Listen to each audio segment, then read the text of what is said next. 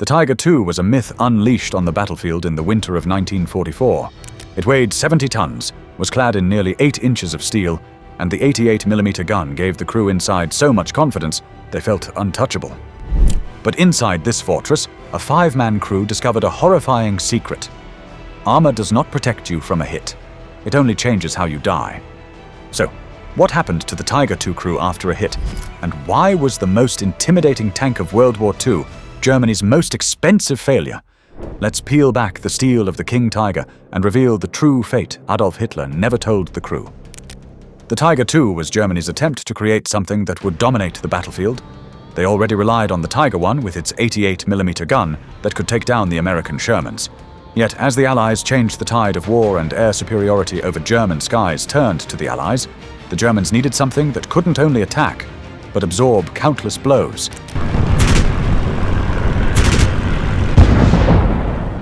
Huge losses on the Eastern Front, particularly through the elements, which saw many tanks get stuck in the freezing and muddy conditions, meant that Tiger I crews quickly abandoned, often having to blow up their own tanks to not have them fall into the hands of the Soviets. Thus, the Tiger II was born, not from strategic dominance, but from pure desperation, taking what they could from the Tiger I, making it more effective on rugged terrain, and adding sloped armor that made a shell literally bounce off. The Tiger II was a marvel on paper, taking the same 88mm gun of the Tiger I, adding 13 tons of extra armor and a wide track suspension, which meant that snow and mud was no longer a problem. The same V12 engine developed for the Tiger I was installed, allowing it to drive at more than 25 miles per hour, while the transmission from the Tiger I would prove its biggest weakness. By all accounts, it was the ultimate World War II armor, and nothing currently operated by any Allied nation could take it head-on, or so the Germans thought. As the Tiger II rolled off the production line in July 1944, its debut perfectly coincided with the Normandy operations. The 503rd Heavy Panzer Battalion was the first to get their hands on it. They'd lose 2 during the campaign, but not because of the enemy, simply because the crew didn't know how to drive it.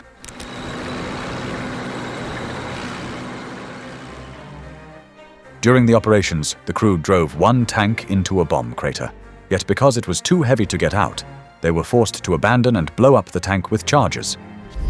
The second would get stuck in muddy terrain, suffering the same fate. In essence, the first Tiger II tanks were not destroyed by the Allies, but rather by German tank crews who didn't realize just how fragile it was. But with the Eastern Front being far more problematic for the Germans, all attention and armor were sent to the battle against the Soviets. Here, Tiger II crews had an even more horrific fate, one that wouldn't allow them to escape, but often turned it into a 70-ton steel coffin. What the Soviets realized was that even though the T-34 wasn't nearly as powerful on the battlefield and couldn't destroy the Tiger head-on, it had one glaring weakness. They began setting up ambush positions, waiting for the King Tiger to drive into range, and then all hell was unleashed. Since the Tiger II carried a massive 84 shells in its side sponson, the Soviets began targeting the top of the turret and the sides. Once the sponson was hit, the King Tiger, with all its massive armor, would simply turn into a ticking time bomb, forcing the crews to run for it. But once the Germans revised their policy down from carrying 84 shells to 68, the weakness dissipated, but the Soviets also began changing their targets. This time, they'd target the tracks, and while the first shot wasn't enough to immobilize it, a repeated barrage of shells would stop it immediately in its tracks. The King Tiger simply couldn't cope with these ambushes, being slow and heavy to turn, and often even too large to maneuver in jungle combat, which had the smaller and weaker Soviet tanks run circles around it. They felt the same pain on the Western Front, with the iconic words of one German soldier transcending the legacy of both the Tiger II and Sherman. One of our Tiger tanks is worth 4 of their Shermans, but the Americans always bring 5. So despite the impressive power and armor of the Tiger, they were always outmatched on the battlefield, and nothing they'd do could do anything to change it. In Germany, it was philosophy that quality trumps quantity every single day, but since this wasn't a one-on-one fight, but a war, the Allied doctrine of mass-producing a lighter, more efficient Sherman proved too much for the Tiger to handle. But it wasn't generals, commanders, or even those close to Hitler who bore the brunt of the pain. It was the crews who'd face a reality so terrifying, Hollywood could create a horror movie from it. First, there was the enemy within. Despite the immense 70 tons of armor, the The drivetrain, engine, and transmission simply could not handle it.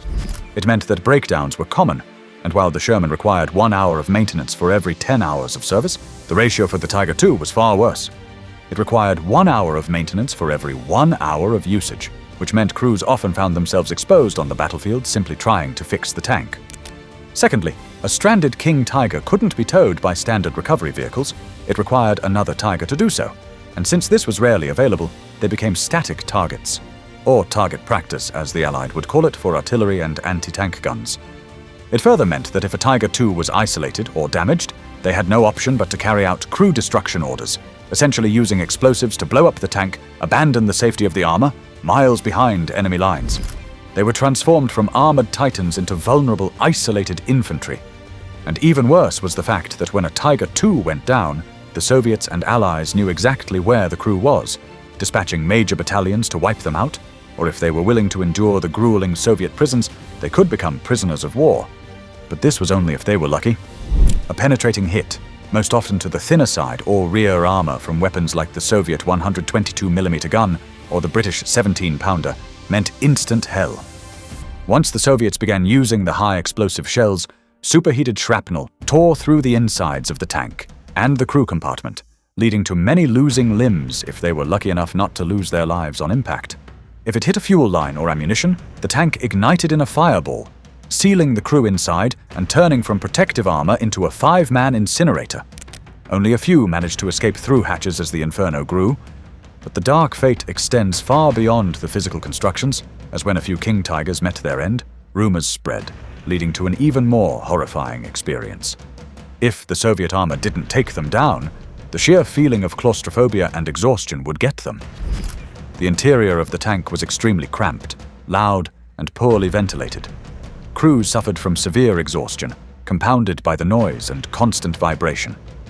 In the heat of battle, the intense concentration and knowledge that a single, clean hit meant certain death created an environment of unrelenting psychological stress.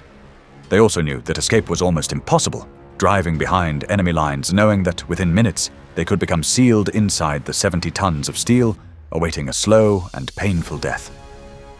Those who did get out of the hatch faced another devastating problem. Before the Soviets offered them the opportunity to give up, the runners were cut down by machine gun fire, with tanks even running over them during certain points. Knowing that this could be the gruesome fate of a crew member broke morale and led to devastation for many of the soldiers. As the war wound down, King Tiger crews, often composed of increasingly young and poorly trained men due to German manpower shortages, faced the impossible task of defending a collapsing regime. Their last battles were often desperate, final stands in places like the streets of Berlin, where their massive, slow tanks were vulnerable to close-range attacks and ambushes. For the survivors, the war ended in surrender, capture, and the crushing realization that their invincible steel fortress had ultimately failed to change the course of the war. As powerful as the Tiger II was supposed to be on paper, it was also a 70-ton steel coffin that even crews hated. But at least they had a chance, unlike the Panther crews, who often knowingly went into battle only to lose. Check out this video to find out why.